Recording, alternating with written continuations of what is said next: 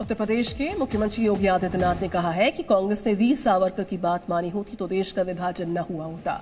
CM योगी ने कांग्रेस पर तुष्टीकरण की राजनीति करने के आरोप लगाए। उन्होंने ये बातें सावरकर की जयंती के मौके पर एक किताब के विमोचन के मौके पर कही। योगी ने यूपी में समान नागरिक संहिता लागू करने के संकेत भी दिए। एक रिपोर्ट देखिए।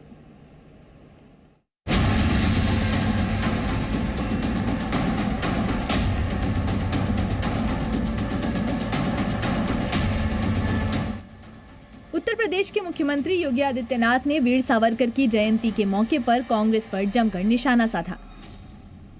सीएम योगी ने सावरकर पर लिखी गई किताब के विमोचन के मौके पर कहा कि आजादी के बाद कांग्रेस ने राष्ट्र नायक सावरकर का अपमान करने की कोशिश की।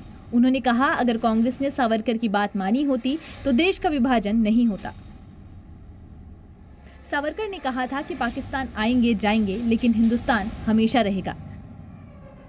अगर वीर सावरकर की बात को कांग्रेस ने माना होता तो देश विभाजन की त्रासदी से बच गया होता। अगर उस समय का नेतृत्व दृढ़ इच्छा शक्ति से कार्य लेता तो देश का भी दुर्भाग्यपूर्ण विभाजन नहीं होता। सीएम योगी ने कांग्रेस पर तुष्टीकरण की राजनीति करने का भी आरोप लगाया। कश्मीर का जिक्र करते हुए योगी ने कहा कि सावरकर हमेशा कश्मीर की भलाई की बात करते थे। अनुच्छेद 370 हटने के बाद कश्मीर की जनता को विकास की मुख्य धारा से जुड़ने का मौका मिला है। लोग कहते थे ना कि कश्मीर से धारा 370 समाप्त नहीं हो सकते, आज तो हो गई ना। कश्मीर में वहां की जनता को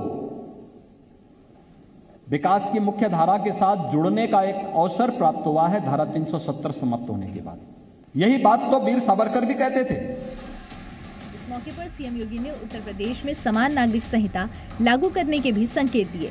उन्होंने कहा, सावरकर का मानना था कि भारत का जो भी नागरिक हो उसे समान न्याय अधिकार मिलना चाहिए। यूपी की कानून व्यवस्था का जिक्र करते हुए योगी ने कहा, रामनवमी पर यूपी में कहीं पर भी दंगा नहीं हुआ। सड़कों पर नमाज को लेकर लगाए गए प्रतिबंध पर सीएम का कहना था कि सड़क न पूजा के लिए है न नमाज के लिए। इससे पहले उत्तराखंड में कॉमन सिविल कोड लागू करने के लिए धामी सरकार ने ड्राफ्टिंग कमेटी बनाने के लिए 5 सदस्यीय कमेटी का गठन किया है। मेरी दृष्टि संपूर्ण भारत की है। जो कानून भारत में हिंदुओं पर लागू हो वह मुसलमानों पर भी लागू हो, वह क्रिश्चियन पर भी लागू हो, वह पारसियों पर भी लागू हो। मैं इसका पक्षधर हूं। चुनाव बाद दोबारा सत्ता में आने के बाद से ही योगी सरकार सड़कों पर धार्मिक आयोजनों को लेकर बेहद सख्त रवैया अपनाए हुए है।